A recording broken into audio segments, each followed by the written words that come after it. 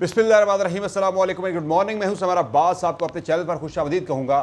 आज की बड़ी और सबसे अहम खबर तो यह है जनाब के हुकूमत ने बिलाखिर दहशत गर्दी के ख़िलाफ़ एक बड़ा कायनाटिक ऑपरेशन शुरू करने का फ़ैसला किया है। ऑपरेशन का नाम है ऑपरेशन अज़्म इस्तेहकाम। और इस ऑपरेशन में क्या होगा, किस तरह का ये ऑपरेशन होगा, इस बारे से डिटेल्स आपसे शेयर करेंगे। और जनाब बात होगी जनाब ये जो इंतहाई अहम मामला है पाकिस्तान तहरीक इंसाफ का। आज पाकिस्तान तहरीक इंसाफ 10 डाउनिंग स्ट्रीट पर बरतानिया में एहतजाज कर रही है और इस एहतजाज से जुड़ा भी एक बड़ा मामला है।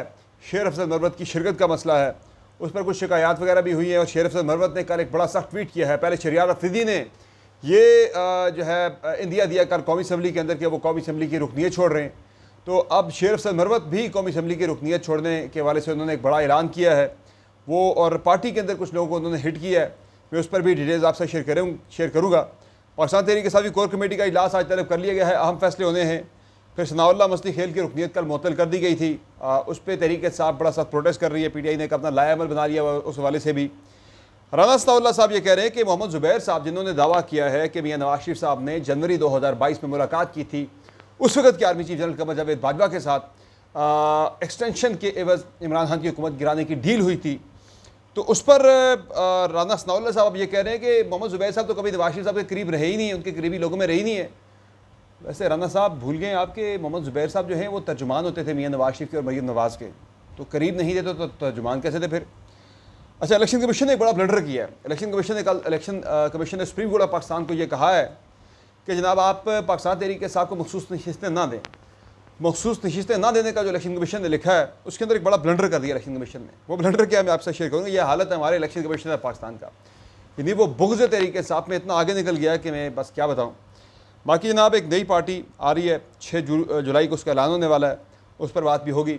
सबसे पहले ज़रा बात कर लेते हैं ये जो मामला है जनाब ऑपरेशन इस्तेहकाम में पाकिस्तान का, ये एक कायनाटिक ऑपरेशन है। चूँकि पाकिस्तान में आपने देखा रिसेंटली आए रोज़ दहशतगर्दी के वाक़यात होना शुरू हो गए हैं। खैबर पख्तूनख्वा और खैबर पख्तूनख्वा के अंदर जो फाटा के जो मर्ज डिस्ट्रिक्ट्स हैं, परसों भी कुरम के अंदर 5 फ़ौजी जवानों को बारूदी सुरंग से जो है उनकी गाड़ी टकराने के बाद जाम शहादत नोश किया था। और इससे पहले भी मुख्तलिफ वाक़यात आए रोज़ दूसरे तीसरे दिन जो है वो हो रहे हैं KP के अंदर दहशतगर्दी के। TTP जो है वो अपना दोबारा से कंट्रोल जो है वो रीगेन करने की कोशिशें कर रही है और इसलिए अब उनके नेटवर्क को तोड़ने के लिए ये ऑपरेशन प्लान हुआ है। और इस ऑपरेशन की अहमियत बहुत ज़्यादा है, लेकिन हुकूमत के कुछ बैठे लोग जो हैं वो इस ऑपरेशन से ना कुछ सियासी फ़ायदे भी उठाने की कोशिश करेंगे। वो सियासी फ़ायदा क्या है, कल मेरे प्रोग्राम में आता तारिर साहब थे, उनसे जब मैंने सवाल किया जनाब कि ये कायनाटिक ऑपरेशन आप शुरू कर रहे हैं, तो उन्होंने कहा जी हम तो पाकिस्तान में इस्तेहकाम की कोशिशें कर रहे हैं जिसमें एक ये हम एक बड़ा ऑपरेशन कर रहे हैं। तो उन्होंने कहा जी कि ये तहरीक इंसाफ जो है ना उसे देखना चाहिए, क्योंकि अब PTI ने जुलाई में एक बड़ी मूवमेंट प्लान की हुई है। इमरान खान ने एक बड़ी एहतजाज की कॉल देनी है और एक एहतजाज एक दिन का नहीं होगा बल्कि वो एक लंबा एहतजाज होगा, एक पूरी मूवमेंट होगी, उसकी कॉल देनी है। तारिर साहब ये कहते हैं जनाब कि ये हुकूमत जो है ऑपरेशन जब दहशतगर्दी के खिलाफ शुरू हो चुका है तो PTI को इस तरह के इक़दाम नहीं उठाने चाहिए। ये तहरीकें चलाना, जलाओ गिराओ मार धाड़ सारी, जिससे मुल्क अदम इस्तेहकाम का शिकार हो जाए।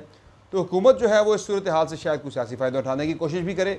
हालांकि इस मामले के ऊपर पूरे मुल्क के अंदर यकसुई है कि दहशतगर्दी का ख़ात्मा हर पाकिस्तानी की ज़रूरत है, पूरे पाकिस्तानी कौम की और पाकिस्तान की रियासत पाकिस्तान की बड़ी अहम ज़रूरत है। क्योंकि हर बंदे की सिक्योरिटी सिर्फ इससे इफेक्ट नहीं होती, बल्कि पाकिस्तान का ओवरऑल बतौर मुल्क बहुत बड़ा नुकसान होता है। तो इस ऑपरेशन को मैं समझता हूँ कि तमाम सियासतों से हर सियासी जमात इसको जो है वो अपने ज़ाती मफादात से बालातर रखते हुए इस ऑपरेशन को सपोर्ट करे। KP से कुछ मज़ामत भी इस पर आ रही है कि जनाब पश्तूनों का फिर कत्ल होगा, लेकिन दहशतगर्दी तो पाकिस्तान के अंदर आ चुकी है, इसका खात्मा तो करना है। नहीं करेंगे जनाब तो ये कल पूरे पाकिस्तान को लपेट में ले लेगी। तो ये ज़रूरी है। अब खैबर पख्तूनख्वा का जुड़ता है बॉर्डर अगर अफ़गानिस्तान के साथ, तो इसमें यकीनी तौर पर पख्तूनख्वा के अवाम का कसूर तो कोई नहीं है, लेकिन यह है कि ये कुर्बानी शायद उन्हें फिर से देनी पड़ेगी। बाकी इसके अलावा जनाब जो अगला मामला है वो है पाकिस्तान तहरीक इंसाफ के अंदर क्या चल रहा है। आज पाकिस्तान तहरीक इंसाफ 10 डाउनिंग स्ट्रीट यानी बरतानिया में एक बड़ा एहतजाजी मुजाहरा कर रही है इमरान खान की रिहाई के लिए।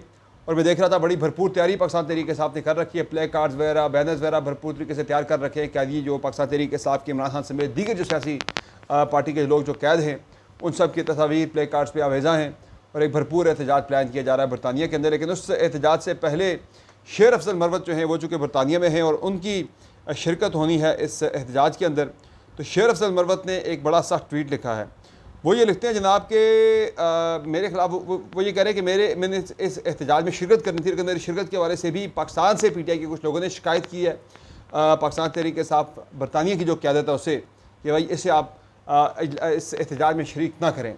अब मरवत साहब ने पार्टी के अंदर कुछ लोगों को बड़ा हिट किया है। शहरियार अफरीदी के वाले से कल मैंने जो खबर दी थी वो बिल्कुल दुरुस्त साबित हुई है, इस तरह से कि शेर अफजल मरवत ये लिखते हैं जनाब कि अगर बाजवाई माफिया, यानी बाजवाई माफिया से वो कमर जावेद बाजवा से जुड़े माफिया की बात कर रहे हैं, कि अगर बाजवाई माफिया ने PTI के हकीकी रहनुमा शहरियार अफरीदी, अली मोहम्मद, शबीर कुरैशी, महबूब सुल्तान, जुनैद अकबर, आमिर डोगर, शादाना गुलजार, असद कैसर और साथ में इमरान खान साहब की बहनों को निशाना बनाना फौरी बंद ना किया तो मेरे पास भी कौमी असम्बली से इस्तीफ़े देने के अलावा कोई ऑप्शन नहीं बचेगा। अच्छा, यहाँ वो माफिया की बात कर रहे हैं तो वो हुकूमत की तरफ इशारा करें कि हुकूमत जो है वो हमारे पार्टी के लोगों को हिट कर रही है, लेकिन साथ ही नीचे आके उन्होंने अपनी पार्टी को ज़रा रगड़ा दिया है।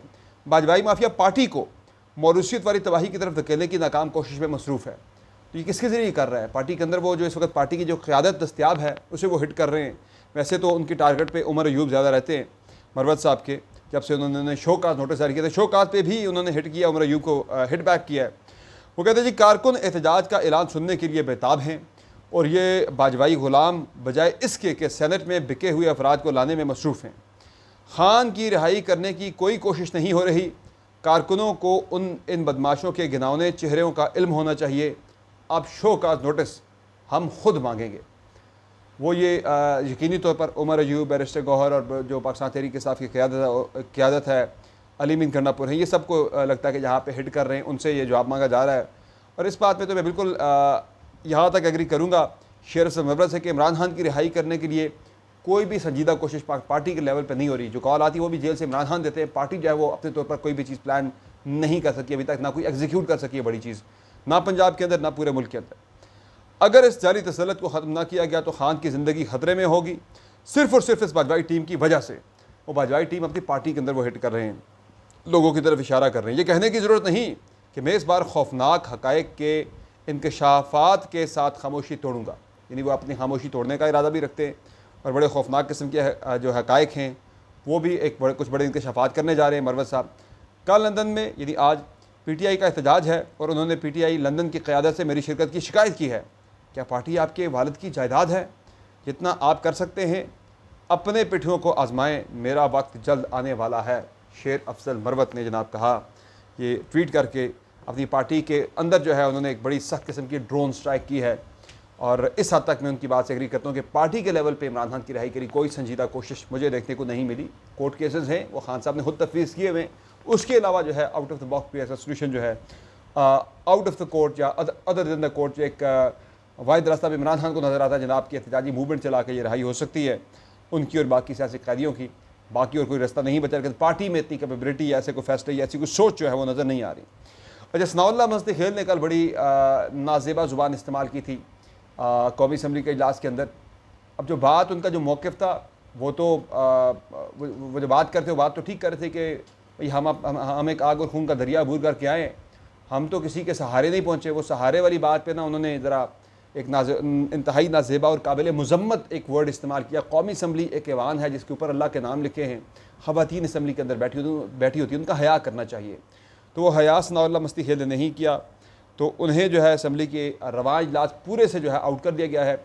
अब बजट का इजलास बड़ा इंपॉर्टेंट होता है, इस पर चूँकि एंड पे जाके वोटिंग होती है बजट के ऊपर।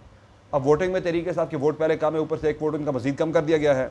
तो तहरीक इंसाफ ने बड़ा मुतालबा किया, बड़ी सख्त एहतजाज भी किया, वो कह रहे हैं हम आइंदा भी अपना एहतजाज जारी रखेंगे ताकि सनाउल्लाह मुस्तखेल की रुकनीत को बहाल किया जा सके। वो कह रहे हैं 1 दिन कर लें, 3 दिन कर लें, पूरे इजलास के लिए उनकी रुकनीत को मुअत्तल करना पार्टी को नुकसान पहुँचाने के मुतरादिफ होगा, चूँकि बजट के ऊपर वो वोटिंग जो है वो नहीं कर सकेंगे, एक वोट ज़ाया हो जाएगा अपोजिशन का। अच्छा, इसके अलावा यानी मैं ज़ाती तौर पर ये इस चीज़ का हामी हूँ कि इस पर सख्त सज़ा होनी चाहिए। मेंबर की रुकनीत जो है वो मुअत्तल हुई है, बिल्कुल ठीक हुई है कि अल्फाज का चुनाव जो है वो एहतियात से लेना चाहिए। ख़वातीन देख रही हैं आप TV पे, जो असम्बली के चैनल उस पर आप लाइव भी आ रहे होते हैं।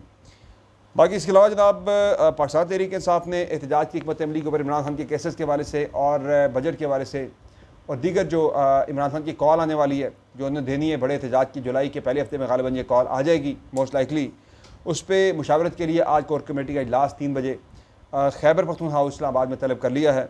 और इस कोर कमेटी के इजलास में 2 हफ्ते के बाद ये इजलास हो रहा है, तो कुछ बड़े अहम और जो है अहम अहमियत के फ़ैसले जो है वो इस कोर कमेटी के इजलास में किए जाएंगे। बाकी जनाब राना सनाउल्लाह साहब जो हैं वो दिफा कर रहे हैं कि जी मोहम्मद ज़ुबैर साहब जो हैं वो मियाँ नवाज शरीफ के कभी करीबी नहीं रहे। तो मैं राना सनाउल्लाह साहब से ये पूछना चाहता हूँ कि आज से 2 साल पहले मोहम्मद ज़ुबैर साहब जो हैं वो तर्जुमान थे, बल्कि इस साल पहले तक वो तर्जुमान थे मियाँ नवाज शरीफ के और मरीम नवाज साहिबा के। तो वो तर्जुमान फिर उन्हें मियाँ साहब ने क्यों बनाया था अगर उनके करीब नहीं थे? तर्जुमान तो वही होता है जो पार्टी लीडरशिप के करीब होता है, जो उनके मौक़िफ़ को आवाम तक पहुँचाता है। तो करीब नहीं थे तो तर्जुमान क्या इस वजह से बनाया था कि वो फ़ौज में जाके मुस्लिम लीग नून की तर्जुमानी करें? तो चूँकि उन्होंने ये तो ऑन द रिकॉर्ड है ये बात कि ज़ुबैर साहब ने मरीम नवाज साहिबा के कहने पर, मियाँ नवाज शरीफ के कहने पर, उस वक्त जब हालात काफ़ी ख़राब थे तो उस वक्त कमर जावेद बाजवा से तहरीक इंसाफ के दौर हुकूमत में रब्ता किया था, मुलाकातें भी की थी, जिस पे जाके उस वक्त के DGISPR ने फिर आके TV चैनल के ऊपर जो है एक आके उन्होंने गुफ्तगू भी की थी ARY के ऊपर, और ये कहा था कि अगर नून लीग जो है एक तरफ ये बातें कर रही है, हमारे खिलाफ बयानात दे रही है, तो साथ ही जो है वो मोहम्मद ज़ुबैर साहब को हमारे पास भेजा हुआ था आर्मी चीफ के पास बातचीत करने के लिए, मुज़ाकरात के लिए, मुलाकातों के लिए, NRO मांगने के लिए। तो अब ज़ुबैर साहब ने जो बात की है कि जनवरी 2022 में मुलाकात हुई मियाँ नवाज शरीफ की कमर जावेद बाजवा के साथ, तो लेन देन हुआ जनाब के आपको एक्सटेंशन देंगे, आप हमारी हुकूमत जो है लेकर आएँ इमरान खान को गिरा कर। उस पर तहरीक इंसाफ ने मुतालबा किया, आज खुद नोटिस का और जनरल कमर जावेद बाजवा के ख़िलाफ़ भी उनकी रिटायरमेंट के बाद कार्रवाई का मुतालबा कर रखा है। ताहम इस पर राना सनाउल्लाह साहब जो कह रहे हैं कि मोहम्मद ज़ुबैर मियाँ नवाज शरीफ कभी करीब नहीं, तो उनका दावा झूठा है। इसने इकबाल भी इस दावे को झूठा कह चुके हैं, कोई मुलाकात नहीं हुई मियाँ नवाज शरीफ की और कमर जावेद बाजवा की। जो मियाँ जावेद लतीफ़ साहब है वो भी डिनाई कर रहे हैं, लेकिन ये बात जो है, ये डिफेंस जो है, ये समझ में नहीं आता कि करीब नहीं थे तो तर्जुमान कैसे थे। इलेक्शन कमीशन ने एक बड़ा ब्लंडर किया है। इलेक्शन कमीशन ने जनाब सुप्रीम कोर्ट ऑफ पाकिस्तान में जो अपना जवाब जमा करवाया है कि जिसमें वो ये कह रहे हैं जी कि पाकिस्तान तहरीक इंसाफ को यानी सुन्नी इत्तेहाद कौंसिल को मखसूस नशिस्तें ना दी जाएँ, इनका राइट नहीं बनता। उस अपने जवाब के अंदर इलेक्शन कमीशन ऑफ पाकिस्तान ने ये लिखा है जनाब कि सुन्नी इत्तेहाद कौंसिल एक मजहबी जमात है, तो जो गैर मुस्लिम है वो इस पार्टी के प्लेटफॉर्म से अरकान असम्बली नहीं बन सकते। ज़ाहिर मखसूस नशिस्तों में 60 सीटें ख़वातीन की हैं, 10 सीटें जो हैं वो अक़लियती अरकान की बनती हैं। तो वो कहते हैं जी अक़लियती रुकन जो है कोई भी किसी पार्टी में नहीं हो सकता। जमीयत उलमा इस्लाम फे भी एक ना अक़लियती पार्टी है, उस पर एक आसिया नासिर साहब आती है, मुझे जहन से एग्जैक्टली उनका नाम बोलिए, आसिया से उनका नाम शुरू होता था। वो 10 साल मेरे ख्याल से वो रही हैं माइनॉरिटी के कोटे से मेंबर असम्बली रही हैं, अभी भी JUI के कोटे पर गालिबन एक मेंबर असम्बली कोई हैं भी। तो ये कहना जनाब के अक़लियती जो है वो किसी पार्टी के प्लेटफॉर्म से नहीं बन सकता, यानी एक मजहबी जमात के प्लेटफॉर्म से कोटे से वो मेंबर असम्बली नहीं बन सकता। तो ये मैं समझता हूँ कि सरासर बुग़्ज़ पर मबनी, बुग़्ज़ तहरीक इंसाफ में मुब्तला इलेक्शन कमीशन का ये जवाब था। उनके पास कोई और डिफेंस था नहीं जनाब, तो ये वाला उन्होंने डिफेंस पेश कर दिया। हालांकि जो इलेक्शन एक्ट है उसके अंदर और आइन के अंदर ऐसी कोई शिक कहीं पर कोई ऐसा कानून मौजूद नहीं है, बड़ा वाज़ेह है, उसके लिए कोई भी ऐसी मज़हब की कज़गन जो है वो नहीं रखी गई। तो ये हालत हमारे इलेक्शन कमीशन पाकिस्तान का वो इतना इन्फॉर्म्ड है जनाब कि वो कह रहे हैं कि एक जो मजहबी सियासी जमात है वो अक़लियती मेंबर को ले ही नहीं सकती। इलेक्शन कमीशन को ज़रा अपनी इस्लाह करनी चाहिए, अपना किबला ज़रा दुरुस्त करना चाहिए। वो अब बुग़्ज़ इमरान खान बुग़्ज़ तरीके से में बहुत ही आगे निकल गए हैं, तो ये अब ब्लंडर करने लग गए हैं। तो लेकिन इस पर देखना होगा कि 25 तारीख को जो इजलास है, इस पर जो हियरिंग है समाअत है सुप्रीम कोर्ट ऑफ पाकिस्तान में, वो इस मामले को कैसे टेकअप करती है। देखते हैं कि supreme court of Pakistan election commission को जो है इलेक्शन कमीशन की सरजनिश इस मामले के ऊपर करती है या नहीं करती, तो ये ज़रा एक देखने वाली चीज़ होगी। बाकी नई पार्टी का ऐलान हो रहा है, शाहिद हक्कान अब्बासी साहब जो हैं वो अवाम पाकिस्तान पार्टी ऑलरेडी वो नाम अनाउंस कर चुके हैं। तो 6 जुलाई को नई पार्टी जो है वो लॉन्च हो रही है। ये पार्टी जो है वो टेक्नोक्रेट्स पर मबनी पार्टी होगी, और इसमें इस पार्टी का जो एक स्कोप है वो ये है जनाब कि अगर ये सेटअप जो चल रहा है ये अगर नाकाम हो जाता है तो फिर एक टेक्नोक्रेट्स की गवर्नमेंट इसके बाद आएगी, जो यही पार्टी जो शाहिद हक्कान अब्बासी साहब वाली पार्टी है जिसमें टेक्नोक्रेट्स वगैरह जो है वो शामिल किए जा रहे हैं। तो ये लोग जो है मुल्क का निज़ाम संभालेंगे। मुझे ऐसी कोई चीज़ होती हुई नज़र नहीं आ रही फ़िलहाल। ये एक इस तरह की गोलियाँ ही होती हैं। पाकिस्तान में सियासी जमातों की कमी नहीं है, जो है उनको उनका राइट नहीं मिल रहा। नई सियासी जमात आने से पाकिस्तान के जो डेमोक्रेसी के जो मसाइल हैं वो मुझे हल होते हुए नज़र नहीं आ रहे। हल जो है पाकिस्तान के जमहूरी मसाइल का वो एक ही है, जमहूरी और सियासी मसाइल का, कि जिसका मैंडेट हो वो उस मैंडेट को इलेक्शन में जो है वो तस्लीम किया जाए, और जिस पार्टी को अक्सरियत अवाम की तरफ से दी जाए उस अक्सरियत को मैनेज करके अक़लियत में ना बदला जाए, और अक़लियत को अक्सरियत दिलवा कर अवाम की मर्ज़ी व मंशा के बग़ैर उनके ऊपर मुसलत ना किया जाए। तो ये आज की कुछ अपडेट्स है जनाब, हम डेवलपर्स ये होंगी आज की। अगली वीडियो में फिर आपकी खिदमत में हाज़िर होंगे। इजाज़त दीजिए, अल्लाह के बाद।